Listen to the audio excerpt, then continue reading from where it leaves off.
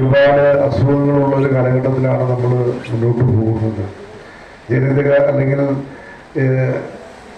ഇപ്പോൾ ഡയബറ്റിക്സ് ആണെങ്കിലും അല്ലെങ്കിൽ അതുപോലെയുള്ള രോഗങ്ങൾ എല്ലാവരുടെയും കൊളസ്ട്രോളും ഇതൊക്കെ എല്ലാവർക്കും ഉള്ളൊരു കാലഘട്ടത്തിൽ നമ്മുടെ ജീവിത രീതികളും കാലാവസ്ഥാ വ്യതിയാനവും പ്രത്യേകിച്ച് കോവിഡിന് ശേഷമുള്ള നമ്മുടെ നാടിൻ്റെ സ്ഥിതിയിലൊക്കെ ഇപ്പോൾ രോഗങ്ങൾ ഒരുപാട് വർദ്ധിച്ചുകൊണ്ടിരിക്കുന്ന ഒരു കാലഘട്ടമാണ്. അപ്പോൾ ഏറ്റവും കൂടുതൽ ഒരു കുടുംബത്തിന് ചെലവ് വരുന്നത് ഹോസ്പിറ്റലിലാണ്.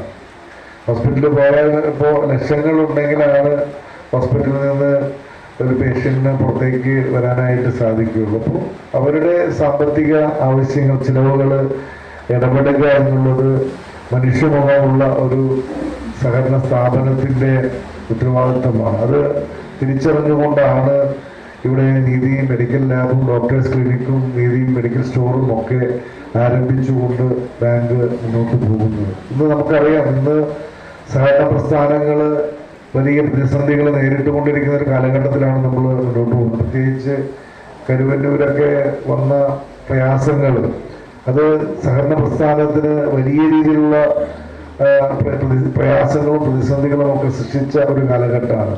അപ്പോൾ ജനങ്ങളുടെ വിശ്വാസ്യത, അവൻ്റെ സമ്പാദ്യം ബാങ്കിൽ സുരക്ഷിതമാണ്, അല്ലെങ്കിൽ അത് ഏറ്റവും നല്ല രീതിയിൽ ബാങ്ക് ഉപയോഗിക്കുന്നു, അല്ലെങ്കിൽ ഞങ്ങളുടെ സമ്പാദ്യത്തിന് ഗ്യാരണ്ടി ഉണ്ട് എന്ന് കൊടുക്കാനായിട്ട് ബാങ്കിന് കഴിയുന്നു എന്നുള്ളത് അതുകൊണ്ടാണ് ഈ പ്രസ്ഥാനം ഏറ്റവും നല്ല രീതിയിൽ ജനവിശ്വാസ്യത ആർജിച്ചുകൊണ്ട്, ജനങ്ങളുടെ വിശ്വാസം കാത്തു സംരക്ഷിച്ചുകൊണ്ട്,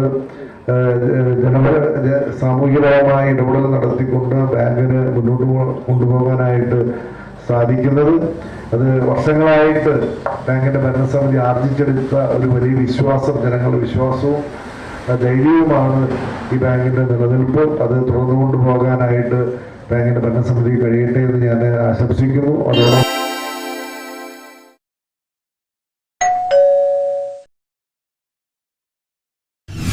SBI ലൈഫ്, നമുക്കായി, നമ്മുടെ പ്രിയപ്പെട്ടവർക്കായി.